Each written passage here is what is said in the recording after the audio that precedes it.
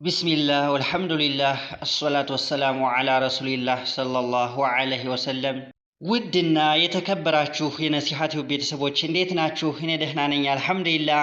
ዛሬ ይዤ የመጣሁት ነገር ከረመዳን በኋላ የሚጾሙ ሱና ጾሞች የሚል ነው። ከወደዳችሁት ላይክ፣ ሼር፣ ሳብስክራይብ ማድረግ እንዳትረሱ። ከረመዳን ጾም በኋላ የሚጾሙ ሱና ጾሞች አንደኛ ከሸዋል ወር 6 ቀናትን መጾም ሲሆን ከዒድ በኋላ አከታትሎ መጾም የተወደደ ነው። አለያይቶ መጾምም ይበቃል። ሁለተኛ ከሙሐረም ወር 9ኛውንና 10ኛውን ቀን መጾም። ሶስተኛ አያመል ቢድ የሚባሉትን ቀናት ከየወሩ 3 ቀናትን መጾም ማለትም 13ኛውን፣ 14ኛውና 15ኛውን ቀናቶች መጾም።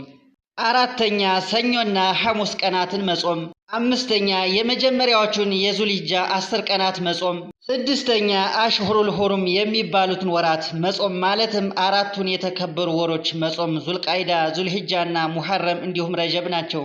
ከረመዳን ጾም በኋላ በላጭ ጾም የሙሐረም ወር ሲሆን ከዚያም የረጀብ፣ ከዚያም ሸዕባን፣ ከዚያም የአረፋ ቀን ጾም ናቸው።